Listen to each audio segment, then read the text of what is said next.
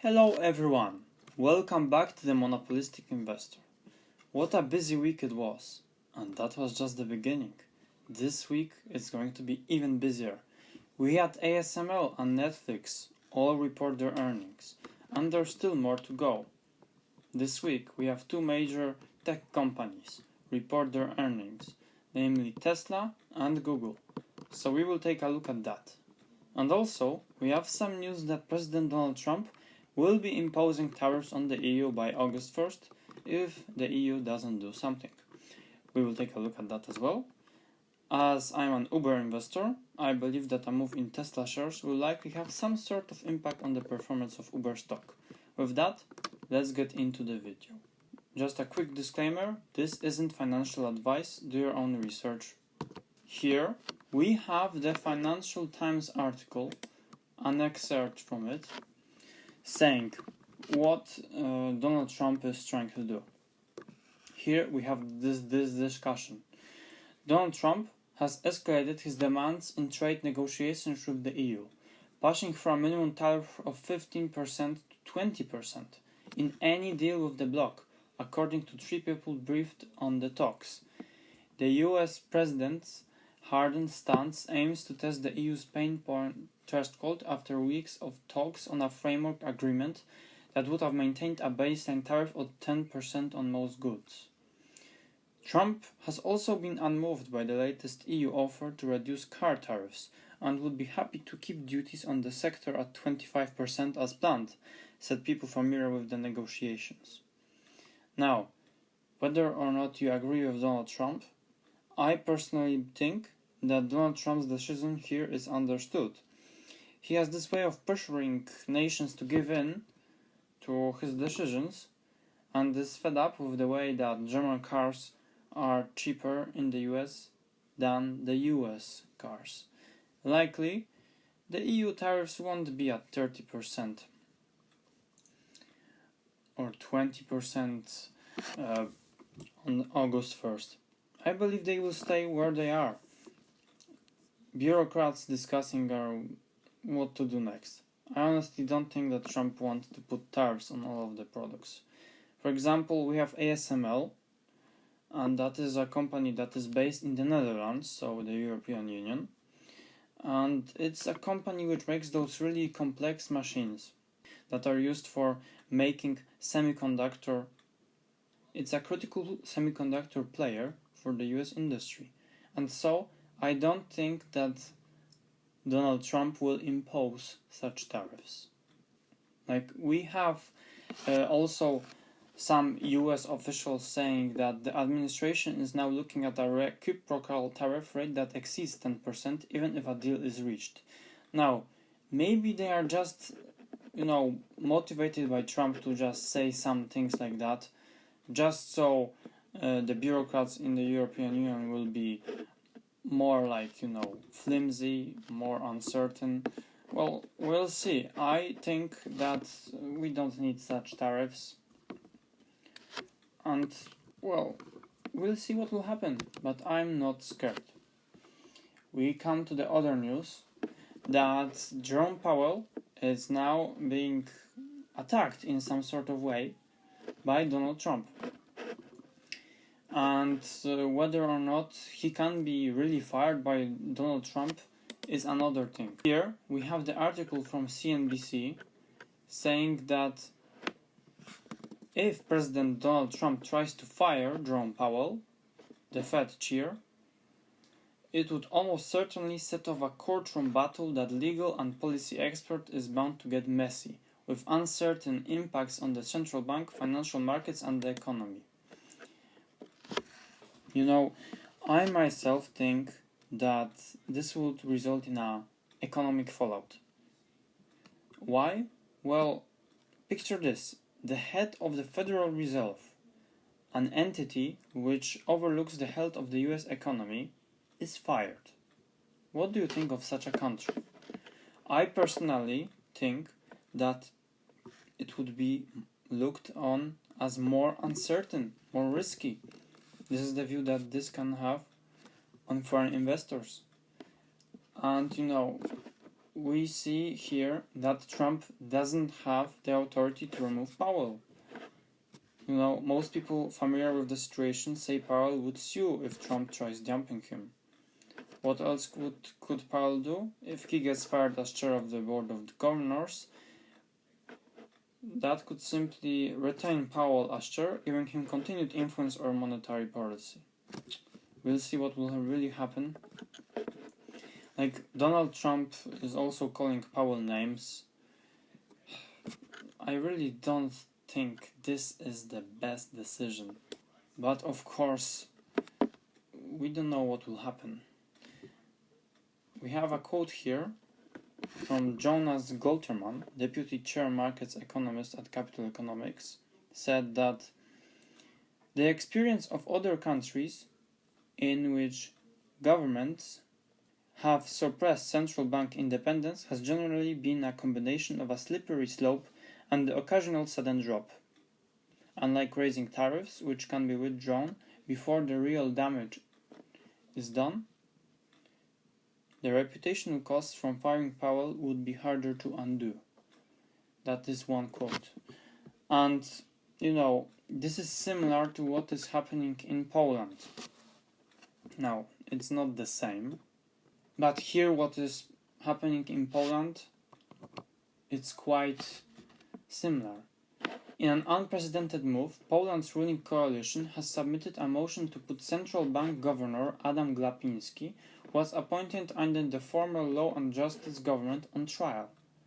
They accuse Glapiński, a long-standing associate of chairman, of breaking several laws and violating his constitutional obligation to uphold the political independence of the National Bank of Poland. And there's this war between the coalition and the opposition in Poland, Here we have the coalition giving their violations which they think Glapiński did.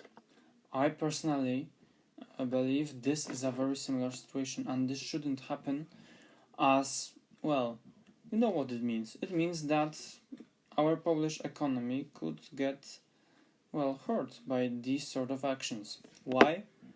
Well, same as with Jerome Powell. That could mean that foreign investors treat Poland as uncertain. And we have this man here, he is Mr. Glapiński. He calls the accusations against him idiotic and says it will be very bad for Poland if the Prime Minister tries to put him on trial. So we really don't know what is going to happen. This was back in 2024 on March, but really this level of ruling is possible to continue. We don't know what our new government in Poland will do. I personally believe it's very uncertain. So whether or not Jerome Powell can be fired by Donald Trump, I still believe that firing him isn't a good option. It will give a bad impression on foreign investors. So I sincerely believe that firing him isn't the way to go. The week ahead, we have two most important earnings. We have two companies report their earnings tomorrow. Those are Google and Tesla. I'm a shareholder of Google, and it competes in some way with Tesla, which is the provider of robotaxis. How does it compete? Well, Google is the provider of Waymo, and it's way ahead of Tesla, as they are already making money. Here you can also see more companies reporting earnings. We have Coca-Cola, Philip Morris, and IBM. Really big companies which will have some impact on the market. I think IBM, especially with some of their quantum computing division. So now what to expect from Google's earnings? Well, given the recent developments at Google, such as their AI mode, I think we will see some management discussing this more, what is its plan for it, and possibly talking more about Waymo Ride's performance on a weekly basis. I don't know what to expect in terms of revenue. As investors, we all know that good earnings aren't enough for some people who own the stock. They want positive outlook. But we shouldn't even care about what will happen to the share price. If it goes down and my investment thesis on the company won't change, it's still a buy, in my opinion, then. The AI overview that they have introduced is sparking some discussion about whether this is the end of Google search, and whether this really stops users from going to the actual website that offers such content, instead relying on AI overviews. Google is also planning to add advertisements to it, and I don't know how users will react to that. Will they stop using Chrome? Well, I don't know.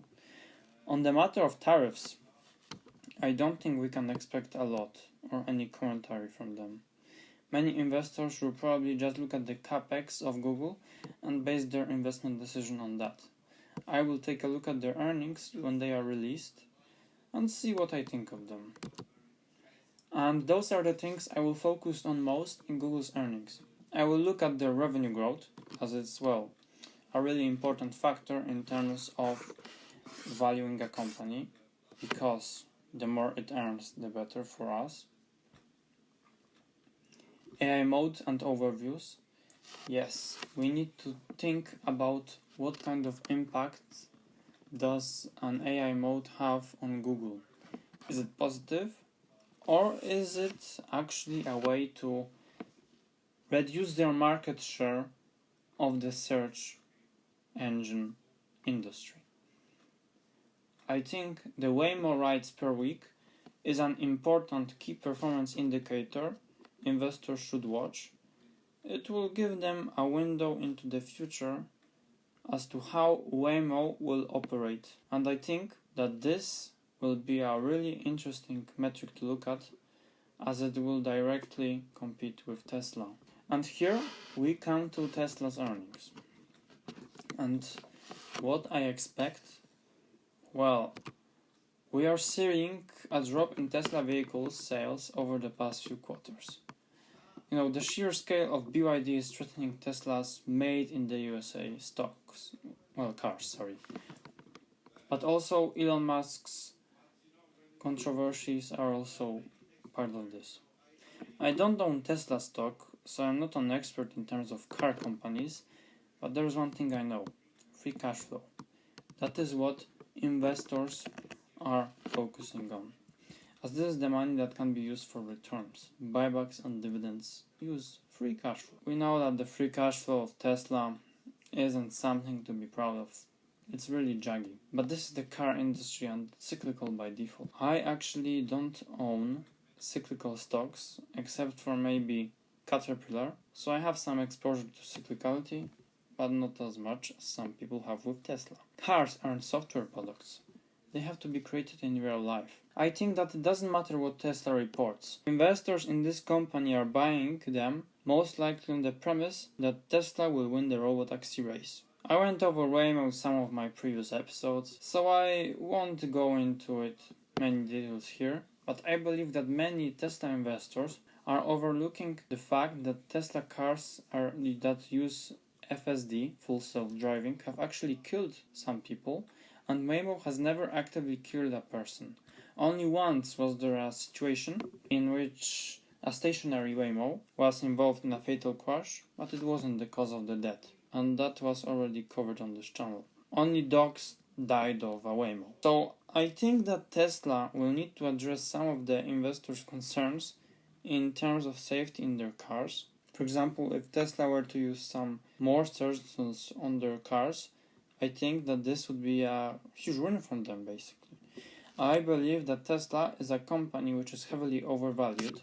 Here, based on my varied discounted cash flow, if we assume a slow revenue growth rate, because from what I've seen most recently, this is what it looks like really, really slow. I took the average, and you can see here that their fair value is $32 basically, which is approximately overvalued by 90%. 90%, do you hear that? That is what I think. And of course, we couldn't miss my portfolio. So we will take a look at what is happening with my portfolio before those big earnings. Like I said before on this channel, I disclose all my gains and losses. Here you can see my biggest loser is Adobe. I'm down 19% on them. It was minus 20, but now it's minus 19. Alphabet, I'm up on it. We'll see what will happen to the earnings. I don't know why this was the dip here. I'm really not sure. Probably some small trading activity by uncertain gamblers. But I think that Google is strongly positioned for these earnings. Uber, well, we will see what will happen. Right now, we have this drop in share price. I have no idea why. Maybe in anticipation for Tesla report. But still, I think that Uber is still a buy. My fair value for them is $222. ASML, still down, but personally I think it's a buy. It's a company which, trades up and down, but the world is dependent on them because they own those really expensive machines in the semiconductor industry. And other companies still, as usual, Duolingo is going down for some reason. I really don't know why is it going so much down. It's a bit interesting, but it's quite a bit funny, I must tell you. Netflix still performing alright, although recently we had those news of their earnings, and when they reported that, well, it dropped down. Then went up and then down. So I'm really not that concerned at all what is happening with this. Personally, my portfolio is up, of course, on a different basis. It may be up, down, but overall I have a long-term investing philosophy, so I'm not concerned about this portfolio. Thank you guys for watching, and see you all later. Goodbye!